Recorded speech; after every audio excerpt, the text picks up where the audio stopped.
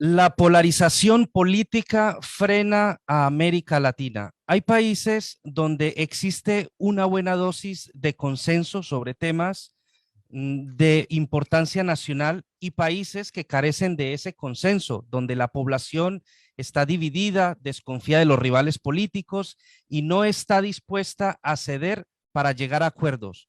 Son sociedades polarizadas y sus divisiones producen peores resultados en toda una serie de ámbitos, desde una mayor inseguridad para las empresas hasta una mayor inestabilidad política, pobreza y desigualdad. Hoy aquí en Primera Línea vamos a analizar los factores que son generadores de polarización en Latinoamérica y crean fundadas divisiones que hacen temer constantemente con la posibilidad de un estallido social que termine por generar, ¿por qué no?, guerras civiles en esos países. Así que hablaremos acerca de este tema. Inicialmente quiero saludar a Sandra Rincón, que nos acompaña desde Santiago de Chile. Sandra, ¿qué tal? Muy buenas tardes allí en Chile. Hola, Dawis, muy buenas tardes para ti, para toda la audiencia y para nuestro invitado. En efecto, América Latina no logra presentarse como un actor unificado en el escenario internacional. La inclinación histórica a mirar a Estados Unidos y a Europa en lugar de los países vecinos, las diferentes estrategias de desarrollo y la renuencia a ceder soberanía a instancias supranacionales han dificultado los avances de esa integración, aunque existen muchos organismos e instituciones que se suponen ser unos con otros y en general no han dado los resultados esperados, tal como lo demuestra el hecho de que el comercio intrarregional hoy no supera el 15%. Así es, Sandra, muchísimas gracias allá en Santiago de Chile y vamos a saludar a nuestro invitado que también está en ese país del sur de América Latina. Tenemos allá a Germán Campos Herrera, él es analista político. Germán, un gusto tenerte de nuevo aquí en Primera Línea con nosotros. David, Sandra, muchas gracias por la invitación nuevamente a este programa. Bueno, Germán, lo que decíamos, la trayectoria de esta circunstancia que se viene dando con la polarización en América Latina, pues realmente está generando una serie de circunstancias que hacen que América Latina no pueda seguir adelante, que pueda en algún momento frenar ese crecimiento, ¿no? Esos levantamientos de izquierdas y de dictaduras de derechas desde los años 50 hasta los 80, sin duda puede ser también algo que influyen en ese rompecabezas político que afecta a la América Latina de hoy. ¿Tú qué opinas? Bueno, es un tema muy complejo, de hecho, allí en la forma en que se presenta hay varios elementos y que es importante desagregar para una mejor discusión. Igual, sabemos que el espacio es poco, esto nos podría dar perfectamente un semestre hablando de cada uno de estos temas, pero sabemos que el espacio en medios es muy reducido, ¿no? Entonces, partamos primero por algo. El hecho de la polarización en sí, hay una distinción en la literatura de ciencia política entre polarización ideológica o política y la polarización afectiva, que es más recientemente, ¿no? La polarización ideológica y política es aquella que generalmente se representa con los partidos políticos y que materializa sus intereses en el sistema partidario. Ahora bien, para la literatura en ciencia política es positivo, o valga resaltar esto, que haya este tipo de polarización. ¿Por qué? Porque así identifican los votantes más fácilmente por quienes votaron. Cuando no es claro el programa de cada partido, allí empezamos a tener problemas. Entonces, hasta cierto punto, es sano tener polarización política / ideológica, porque permite materializar, ver las opciones y que los mismos partidos se hagan responsables de sus programas, qué prometen y qué no.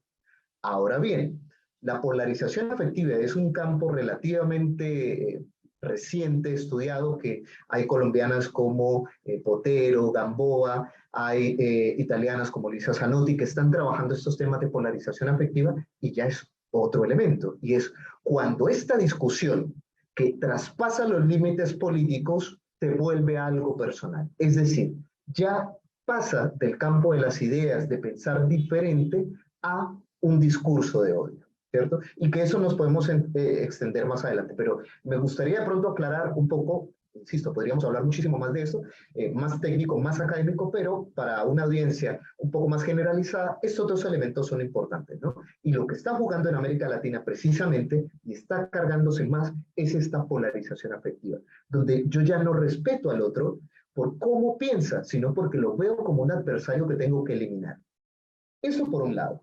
Ahora bien, claro, tienen mucha razón. Este legado que tenemos de dictaduras de derecha, levantamientos de izquierda y demás, que en la literatura muchos podrían decir, oye, hay una oleada de populismo con Chávez, con Evo, con Correa y demás. Pero tenemos que recordar un poco que América Latina tiene un legado mucho más atrás sobre el populismo, ¿sí? Tenemos, por ejemplo, en el caso de Brasil, Getúlio Vargas, tenemos en el caso de Argentina a Perón, tenemos a Aya de la Torre en Perú, tenemos en Colombia a Gaitán. Entonces, hay un popurrí de personajes y estilos populistas que llevan mucho antes de los 2000. Y para muchos de pronto es fácil sacar un análisis apresurado y decir, no, es que el populismo es reciente. No, América Latina ha experimentado populismos y ha tenido allí la presencia de una política personalista. Y eso tenemos Ya. que hacernos cargo. La Germán, mayoría, dime. sí, Germán, quería preguntarte si realmente los medios de comunicación, pero especialmente Twitter, Instagram y en segundo plano los noticieros de televisión, han participado de esa polarización y de ese populismo en algún momento. O sea, por lo visto, sí. De hecho, no solamente en los medios de comunicación, sino que hay empresas que se han contratado precisamente como parte de la opinión pública y demás en desprestigiar a sus adversarios, ¿no? Entonces, sí hay yo pienso que es necesario que buena parte de los medios de comunicación y que las personas que son en muchas ocasiones opinólogos, hacen referencia a situaciones puntuales, pero hablan desde su propio espectro político. Entonces, yo pienso que uno de los grandes desafíos que tenemos ahora en la política, en los medios de comunicación, ¿cierto? En muchas esferas es, nosotros como ciudadanos / votantes, es darnos el trabajo de buscar información, ¿cierto? Sabemos muy bien que Twitter, Facebook, manejan una serie de algoritmos cuando tú revisas unas noticias en particulares y, por ejemplo, siempre tienes una opinión de izquierda, por ejemplo, la mayoría de contenido que te va a llegar a tus redes va a estar asociado a ese algoritmo, ¿no? Entonces, yo pienso que una de las cosas puntuales y uno de los grandes desafíos es volver a otra vez a mirar hacia la objetividad, ¿cierto? Y que lastimosamente buena parte de los medios de comunicación y las redes sociales no han contribuido con ello. Y pienso que ahí tiene que ser un elemento propio de los ciudadanos en buscar verdades un poco más objetivas, mediar un poco más en los argumentos y mirar hasta dónde, qué tan cierto es lo que dice la derecha, el espectro político de la derecha, qué realmente qué tanto dice el espectro político de izquierda y demás. Así es. Esto realmente, como tú bien dices, el tema de los medios de comunicación es fundamental en todo ese proceso de polarización. Vemos como las grandes empresas, como bien tú apuntas, grandes empresarios compran esos medios de comunicación precisamente para eso, para atacar al gobierno que se oponga a esos cambios o a esas necesidades que ellos necesitan para poder mantener el estatus. Evidentemente, ese es un punto fundamental. Pero, Germán, el crimen como tal, ¿sí? Que es un factor tremendamente alto en esto, países como El Salvador, como Honduras, como Venezuela, que han tenido esas altas tasas de homicidio tan altas en América Latina, pues evidentemente esto también se utiliza como un caldo de cultivo, ¿no? Se utiliza como por parte de esos populistas, como tú bien les has llamado, utilizan ese discurso en relación a ese tipo de esas altas tasas de homicidio para hacer que ese discurso que ellos utilizan cale dentro de la población. Claro, perfecto. Ahora, sabemos que no es la única vía utilizar de pronto el crimen, quiero ahondar un poco en eso, sino también el tema de la migración que va creciendo y que se va estableciendo como un issue como un tema crítico en varios países de América Latina, ¿no?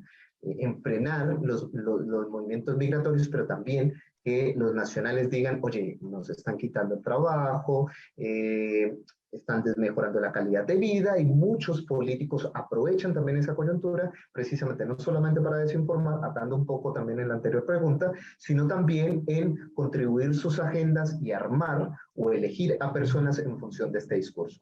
Ahora bien, la cuestión del crimen es relevante, sobre todo ha tenido un impacto en países de Centroamérica, México, Honduras, los que acabas de mencionar, pero también en buena parte de los países andinos, ¿no? Y es, claro, allí hay un elemento no menor, y es que el Estado como tal ha generado una serie de zonas grises, que lo llamaría la literatura en ciencia política, O'Donnell precisamente habla al respecto de esas zonas grises, donde el Estado no llega con la suficiente presencia, no llega con sus instituciones a imponer la ley y el orden, y son los grupos al margen de la ley, y no vamos a enfocarnos solamente en los movimientos guerrilleros o paramilitares en algunos países de América Latina, sino también en la provisión de algunos grupos ilegales como los narcos, que suplen el rol del Estado, ¿sí? Se vuelven proveedores de servicios, de favores y demás. Entonces, allá hay una falla que ha ido en incremento, y que el Estado ha dejado de hacer su trabajo de llegar con todas estas instituciones e imponerse, ¿no? Y son los grupos al margen de la ley los que han tomado ese rol. En algunas ocasiones la gente incluso los legitima. Ven que estos hacen más que el mismo gobierno. Entonces, allí hay una tarea titánica por parte de los estados latinoamericanos, buena parte de ellos, en construir instituciones fuertes, pero creo que eso es como pedirle mucho en este momento, para poder afrontar esta crisis, sobre todo en la agenda de crimen, ¿no? Que ha sido uno de los bastiones discursivos, sobre todo estos últimos presidentes en Centroamérica. Germán, precisamente tocando el tema migratorio rápidamente, ¿qué cree que se podría hacer por parte de estos gobiernos de izquierda frente al éxodo masivo, especialmente de venezolanos, tanto al sur de América como hacia los Estados Unidos, en donde esto ha desatado una ola de inseguridad, y más que todo en las calles? No es solamente esa evidencia aquí en Chile, sino en Colombia y en prácticamente en todo Sudamérica. ¿Tú crees que se requiere de medidas más agresivas o más fuertes para controlar un poco esta situación? Y se está viendo ahora con el éxodo masivo precisamente de venezolanos que están atravesando el tapón del Darién, límites entre Panamá y Colombia, y desafiando vidas y todo eso, y llegan allá a México y son devueltos. Pero ¿faltarán más medidas un tanto agresivas para controlar todo esto? O sea, yo en vez de medidas agresivas, yo diría un bloque mancomunado por parte de los países afectados. Ha faltado integración regional en América Latina, ¿sí? Ha faltado un bloque constructivo, propositivo, mancomunado, y que tenga una sola dirección con respecto al tema migratorio. El inconveniente y la limitante aquí es que cada uno de los estados, en uso derecho de sus facultades autónomas y soberanas, trata este tema de forma diferente. Entonces, vemos que en algunos países es mucho más agudo la crisis migratoria, en algunos trata de sobrellevarse un poco mejor, es un poco más flexible, en otras es mucho más estricto. Yo pienso que el punto aquí, más hablar de restricciones como tales, ok, ¿cómo como comunidad, ¿cierto? Como países involucrados, le hacemos frente a este desafío? No es que solamente Venezuela sea el único que está generando esta diáspora o el problema como tal. No, yo lo vería un poco más, ok, ¿cómo nos hacemos cargo de esto? ¿Sí? Como Colombia, Perú, Ecuador, ¿cómo en este bloque, o cómo de cierta forma existe un bloque económico capaz de ponerse de acuerdo en ciertos temas económicos y les va bien? ¿Por qué no hacerlo también en materia migratoria? Y entonces allí le ha faltado un poco de responsabilidad y mea culpa a los estados, ¿no? ¿Cuál ha sido su diseño institucional con respecto a cómo enfrentar la migración? Y aquí el punto es clave. Cada uno está haciendo lo que quiere, el uso legítimo de su soberanía, pero eso precisamente es lo que ha limitado que se le dé una solución regional. Yo pienso que por ahí deberíamos partir, ¿no? Que se haga una gran cumbre en función de este tema, que no es menor, y decir, ok, tenemos que hacernos cargo de esto, no es empezar a echarnos culpa. ¿Cómo nos hacemos cargo? Porque la culpa ya está, ¿sí? La culpa ya está y el efecto ya lo tenemos. Ahora, ¿cómo lo solucionamos? Es lo que los estados latinoamericanos no han logrado tener una política coherente al respecto. Precisamente ya hablando sobre Brasil, el triunfo de Luis Ignacio Lula da Silva fortalece los gobiernos progresistas de América Latina y confrontarían entonces así un dominio histórico sobre Estados Unidos. O sea, el gobierno bueno, de Lula básicamente toca esperar un poco más, ¿cierto?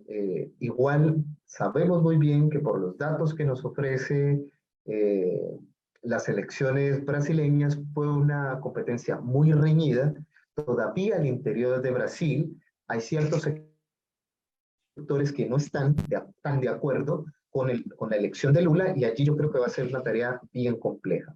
Ahora, más que decir que se fortalece, más bien es el mundo y América Latina está esperando a ver qué hace por primera vez un bloque más regional en función de estos gobiernos progresistas, sobre todo que les toca asumir la potencial recesión que vamos a tener para el próximo año. Ya estamos sintiendo los efectos en toda América Latina, ¿no? Si antes Chile era uno de los países que gozaba con mejor estabilidad económica en América Latina, ahora está es prácticamente la misma situación en muchos países. Entonces, es difícil escapar de los efectos de la inflación a nivel mundial, ¿cierto? Ese es el gran desafío que ahora tienen los gobiernos progresistas, que no tuvieron en años anteriores, con la marea rosa, que todo lo contrario, cuando llegó Chávez, Evo, Correa, lo que tuvieron fue un boom de los commodities, ¿no? Un boom de esos recursos naturales y que por eso pudieron dinamizar y generar una serie de políticas públicas y catapultar sus proyectos de gobierno. Y por eso mucha gente estuvo al lado de ellos y los apoyó porque recibieron subsidios y demás. Pero porque el petróleo, caso puntual de Venezuela, bueno, financió buena parte de su política, ¿no? Ahora, ¿qué hacemos con la recesión que es un efecto que está siendo global? Bueno, justo le tocó a la izquierda y aquí es una prueba de fuego, una prueba reina para saber hasta dónde los gobiernos progresistas realmente asumen esto, ¿no? Y no es solamente decir, no, es que me tocó la recesión, no. Y de pronto allí es un poco irresponsable que algunos analistas, o más bien algunas partes del gobierno, desconozcan esta situación. Tú asumías la responsabilidad de llegar a un gobierno con todos Sí. los pros, pero también con todos los contras. Sí. Bueno, estamos en este momento con Germán Campos Herrera. Él es analista político y está desde Chile a esta hora aquí a través de En Primera Línea, esta transmisión que hacemos a través de Facebook. Germán, es importante recalcar, y tú lo has hecho en los minutos anteriores, acerca de esa desinformación que existe tanto en medios de comunicación como por parte de algunas organizaciones que intentan precisamente eso, desinformar a la gente, pero también hay inmerso ese discurso de odio en América Latina, odio a aquel que piensa diferente, que puede causar o poner en peligro la vida de esas personas. Tú decías antes que una de las soluciones podría ser organizar algún tipo de cumbre en la cual se pueda abordar este tema. Lo difícil precisamente, Germán, sería eso, conseguir que se pusieran de acuerdo y hacer una cumbre para este tipo de temas. Tal vez tú no crees que la solución podría ser que estos países legislaran en favor de algún tipo de medida para frenar esta desinformación, reducir de pronto el acceso de esos medios de comunicación a permitir traer noticias que de pronto ponen en peligro la vida de otras personas sin caer en algo tan peligroso como es la libertad de expresión o la libertad de prensa? Claro, aquí tenemos varios desafíos, ¿no? El primer inconveniente o más bien desafío que yo diría es una política de gobierno mancomunada o de gobiernos mancomunada que frenara este tipo de información, ¿no? O sea, allí había también un dilema con el derecho a la libre expresión y demás, ¿cierto? Pero más allá, yo creería que el problema de la desinformación y demás está en que vamos a suponer el mejor escenario óptimo, que un gobierno o los gobiernos se colocaran de acuerdo en función de una legislación para evitar este tipo de fake news y demás.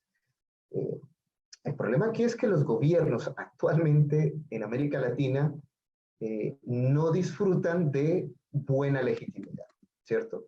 Ni los partidos, ni aquellos que están en el gobierno, ni aquellos que están en oposición, gozan de esa legitimidad. Y cuando no tienen esa legitimidad, va a ser muy difícil que yo pueda aceptarla, porque el principio de legitimidad es que yo pueda aceptar esa estructura, ¿no? Conscientemente y voluntariamente, pero las personas no, o el ciudadano promedio, y eso no lo dicen, no lo digo yo, lo dicen las encuestas de opinión y demás, es que los ciudadanos tienen desafecto por las instituciones. Y esto implica el gobierno, partidos, demás, ¿cierto?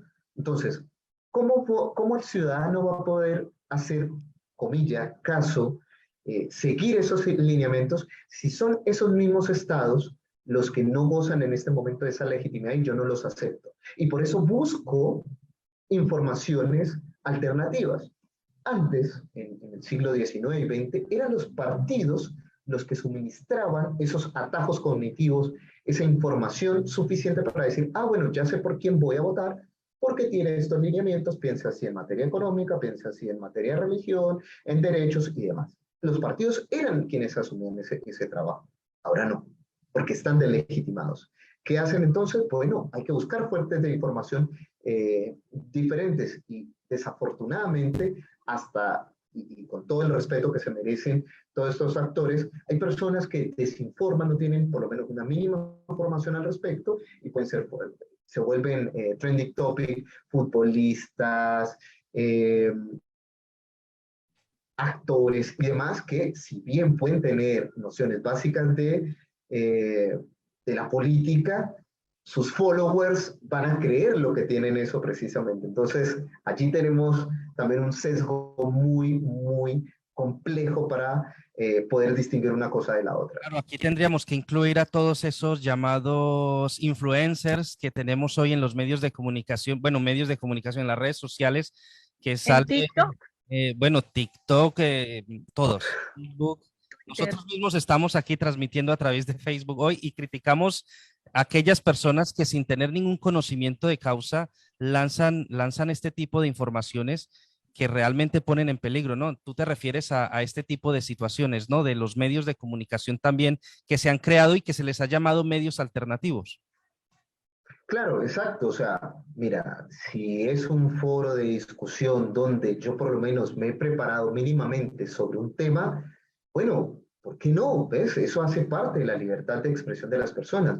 El punto es que empieza a transgredir cuando tú colocas una serie de respuestas, pero donde preguntas, y más si a ello le agrego mi ideología, mi pensamiento y demás, dejo de ser objetivo. Entonces, no hay una discusión eh, imparcial, donde diferentes puntos de vista puedan confluir, donde yo pueda tomar mis decisiones con base a mucha información. No es que sea una sola la información, ¿no?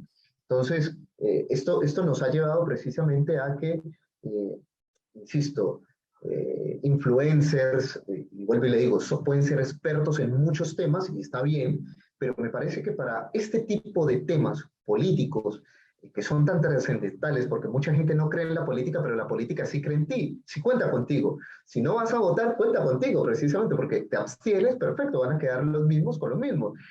Entonces, ese es el punto, ¿ves? Aquí el desafío es mucho más complejo y es decir, ok, si te vas a preparar, los influencers tienen todo el derecho a hacerlo, de instalar una serie de demandas porque hay cosas que realmente no se tratan, pero oye, por lo menos prepárate un poco, ¿sí? Conoces un poco el ambiente, documentate bien y es como la invitación precisamente a ello, más que criticarlos por criticarlos, es decir, oye, lo puedes hacer, pero maneja, lee e infórmate con diferentes fuentes. Y allí el punto, no sobre una fuente, no sobre un sector político establecido, ¿sí? Eso. Germán, precisamente ante toda esta situación que ha surgido, ¿es posible generar un mercado común suramericano o latinoamericano similar al mercado común europeo, eso sí, respetando las características políticas de cada nación. Bueno, aquí ya migramos un poco de tema, pero eso hace parte más de relaciones internacionales. Bueno, Sí, al respecto, sobre el mercado común o las ideas que se ha tenido sobre el proyecto económico de integración en América Latina realmente han sido muy escasos. Quizá la experiencia más cercana de integración ha sido Mercosur, pero se quedó solamente en esta parte económica. Y hay otros niveles que la literatura destaca como realmente una integración en la moneda, una integración cultural y demás que quedaron pendientes. Yo lo veo muy complejo, sobre todo porque los hegemones, o más bien como potencias mundiales en este momento emergentes, han sofisticado sus instituciones y instituciones como Mercosur y otros, ¿cierto? Realmente se quedaron muy atrasados, ¿sí? No pudieron visualizar o no han podido tener en sus cuentas la complejidad latinoamericana o la demanda y oferta que hay en el mercado latinoamericano, cosa que sí lo están haciendo otros mercados o que sí han invertido más, que sí han logrado capturar la necesidad de los mercados latinoamericanos. Yo lo veo, Sandra, muy complejo que un proyecto de integración genuino, y de hecho la sí. única experiencia que tenemos en la literatura es la Unión Europea, ¿sí? Es la única. Tú me puedes mencionar el BRIC, otros no. ¿Sí? Es la que ha logrado el nivel de integración más complejo hasta el momento. Y si me dices que América Latina, yo pienso que es muy difícil. ¿Sí? Muy Es difícil, muy correcto. difícil llegar al respecto. Si hay diferencias culturales, esto lo ha limitado también como las guerras, de cierta forma, los conflictos fronterizos. Sí. Vuelvo y te digo, y para eso se necesita superar. Se han quedado, se han estancado en la parte económica de libre comercio, disminución de aranceles y demás, pero no es un genuino proyecto de integración regional. Bueno, Germán, precisamente volviendo al tema de la polarización y analizando un poco esos factores a los que hemos venido haciendo referencia, tal vez uno de los factores que más en los últimos, no sé, 15 años en América Latina se ha utilizado para generar esa polarización es utilizar a Venezuela como arma electoral. En todas las elecciones en América Latina, incluso en los Estados Unidos, recuerdo a Trump acusando a Biden de chavista prácticamente, ¿no? Entonces, este tipo de cosas, ahora que vuelve otra vez Venezuela a estar en ese espectro internacional, ahora que Macron le dice a Maduro que quiere hablar con él, ¿qué va a pasar con eso, no? ¿Cuál va a ser entonces el arma que van a utilizar entonces ahora esas derechas en contra de los progresistas en América Latina para generar polarización? Bueno, yo pienso que el fantasma del chavismo y su discurso se agotó en gran medida, ¿cierto? Y aquí el punto tiene que ser súper clave. No es, y es necesario hacer la distinción, en la literatura en ciencia política nos dicen que hay olas de izquierda, pues así como hay olas de populismo, también hay estos estudios sobre las olas de izquierda. Nosotros, y es un mal análisis, y pueden consultarlo donde sea las personas que nos están escuchando en este momento, en Londres, en Colombia, en Chile, perfectamente pueden consultar un poco más y ver que las características de la izquierda latinoamericana de los 2000 no son las mismas de esta izquierda progresista. ¿Sí? Hay otros elementos. De hecho, esta izquierda progresista critica muchos de los elementos que fallaron sistemáticamente en esas derechas en esas izquierdas de los 2000. ¿Sí? Se distancia de esa parte y trata de buscar este equilibrio del estado de bienestar, de asumir las responsabilidades del Estado y demás, y alinearse frente a ciertos preceptos de la OCDE, que generalmente tanto Chile como Colombia son dos países que pertenecen a la OCDE, ¿no? Pero el punto aquí tiende a ser más complejo al punto de decir, ok, pero ¿y ahora qué vamos a utilizar? ¿Cuál va a ser nuestro caballito de batalla, por así decirlo, para desprestigiar al otro? Y yo pienso que en buena parte, si nuestros oyentes han estado atentos, es eso que se ha instalado en las preguntas anteriores. Hay varios elementos como la sensación de inseguridad, victimización, que es latente. hay un elemento de migración que muchos políticos también están utilizando y pareciera que les está funcionando. Y uno podría decir, no, esto está ocurriendo en América Latina y mira uno para Europa, y en Europa está pasando la cosa y es mucho más compleja. Se está enclaustrando un poco más las fronteras, se están cerrando. Todas estas ideas y estos proyectos de globalización, de interconexión, ¿cierto?, de movilidad, empezaron a cambiar. Y no en América Latina. Esto no es que esté ocurriendo en América Latina. Vas a Europa y es el mismo. Entonces, muchos partidos, estos partidos radicales de derecha, están tomando elementos de los partidos radicales de derecha europeos y los están tratando de incorporar. Y buena parte tiene que ver con eso, achacarle los problemas del desarrollo y demás a la migración, ¿sí? Y parece ser que eso está ocurriendo. Varios países de América Latina están cerrando fronteras, varios países de América Latina están buscando al respecto, sí, total. Entonces, hay que mirar, hay que hacerse cargo un poco de eso y analizar el espectro, salir un poco de la burbuja de nuestros países y decir, no es que esto no lo está pensando Chile, Colombia, Ecuador, Perú, ¿cierto? Centroamérica, México cerrando fronteras y demás, sino que esto está ocurriendo también en Europa, es una tendencia global. Entonces, el sistema, y acá me voy, no sistema de partidos, sino el sistema internacional, si antes procuraba estos valores liberales, de la libertad, democracia, globalización, las instituciones están llegando a un punto de legitimarse y que ya no creen en el sistema que entonces se están volviendo a retraer, ¿sí? Y se está forjando un nacionalismo. Prácticamente se podría decir que se está generando una nueva izquierda en todo el continente, digamos, americano, pero especialmente aquí en Sudamérica. Claro, o sea, yo pienso que hace parte de ese popurrí que hay en América Latina, ¿no? Se están superando ciertos elementos por parte de la izquierda, ¿no? Si lo miramos así. Trata de ser una izquierda un poco más responsable, asumiendo las culpas de las otras izquierdas de las olas de los 2000. Pero aún así, yo pienso que va a ser muy complejo. Ojalá no fuera así, pero el escenario económico no les favorece a estas izquierdas progresistas y todos esos proyectos que habían prometido probablemente tienen que ser mucho más moderados. Y nuevamente, el votante promedio se va a sentir decepcionado porque te prometieron otra cosa, tú elegiste otra cosa. Te vas a sentir decepcionado porque las grandes reformas que prometieron estas izquierdas progresistas no se van a dar.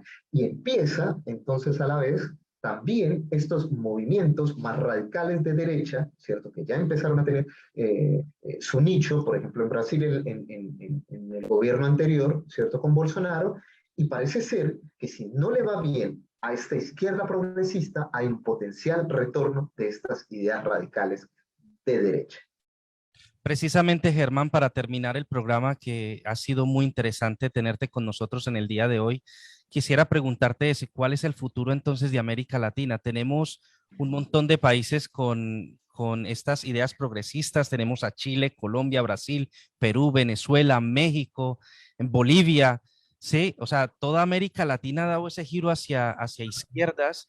Hay algunos países que todavía se mantienen ahí. ¿Qué va a pasar? ¿Cuál es el futuro de América Latina? ¿Va a seguir girando hacia la izquierda? ¿Se va a girar toda América Latina? ¿Qué va a pasar? ¿Qué cree usted que tenemos enfrente, teniendo en cuenta, obviamente, la situación económica que tenemos próximamente para el año que viene? Ya vamos a tener una situación económica muy crítica a nivel general en todo el mundo.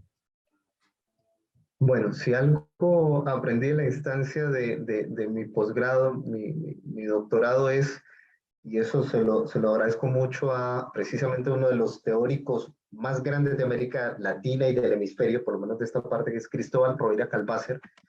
Lo buscan y es el crack del populismo es, los cientistas políticos no debemos jugar a ser futurólogos, ¿cierto? Porque por eso precisamente nos condenan. Pero traicionando un poco esa enseñanza, ¿cierto? Yo pienso que, o sea, ¿qué ha pasado? ¿Sí? Lo que en este momento muchos pueden analizar es una fotografía del presente y decir, ok, tenemos una izquierda progresista que logró ganar terreno y hay una derecha radical que todavía se mantiene. Pero si hacemos una visión mucho más panóptica, es decir, mucho más en secuencia, nos vamos a dar cuenta que América Latina ha sido un péndulo. Tenemos periodos donde hay más gobiernos de izquierda, pocos de derecha, y vuelve otra vez más gobiernos de derecha que de izquierda, y así sucesivamente. Eso es como una ola. Entonces, yo pienso, algunos lo llaman ola, otros lo llaman pendular, ¿no? La política tiende a ser pendular. ¿Sí? Sí. Es lo que mencionaba anteriormente. Probablemente si los gobiernos progresistas de izquierda en América Latina, con los desafíos que tienen, no llegan a cumplir esas grandes reformas, esas grandes promesas por las cuales fueran electas, bueno, tienen a la oposición precisamente para controlar y decir, ¿cierto? No lo hicieron, nosotros tenemos que volver a poder, se les dijo y esto es. Y probablemente si no les va bien a la derecha, pues bueno, va a volver otra vez un retorno de las izquierdas. Entonces, yo me atrevería a decir que la política latinoamericana, por lo menos si tomamos, no vemos solamente la fotografía a hoy, sino que tomamos el álbum de fotos para hacerlo mucho más didáctico, nos vamos a dar cuenta que siempre ha sido una política pendular en América Latina, ¿sí? Con algunas profundizaciones, ¿no? Antes, hace 20 años atrás, no nos imaginamos que en América Latina hubiese cabida para los populismos radicales de derecha, ¿no? Como Bolsonaro y como otras opciones acá en Chile que casi logra estar y que la literatura documentó, ¿no? Sí. pero ya se generó el espacio, o sea, ya, como diríamos los latinos, el que pega una vez, pega dos veces, ¿cierto? Entonces, el miedo latente o el temor latente de estas derechas radicales, ¿cierto? Yo creo que si no lo hacen los progresistas, probablemente el escenario va a cambiar en las próximas elecciones.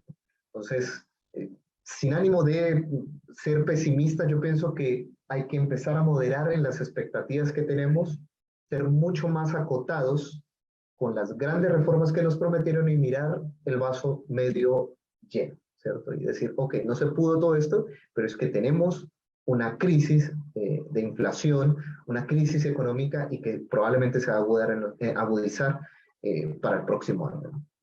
Germán, muchísimas gracias por haber estado hoy con nosotros aquí en Primera Línea y por darnos luces sobre un tema tan importante y tan relevante para América Latina y que realmente, pues de ello depende muchísimo para todos, ¿no? Depende muchísimo porque la situación que ha llevado a América Latina, la crisis, eterna crisis que ha vivido América Latina, tiene mucho que ver esa situación de siempre estancamiento y polarización. Así que muchísimas gracias por habernos acompañado y darnos luces sobre este tema.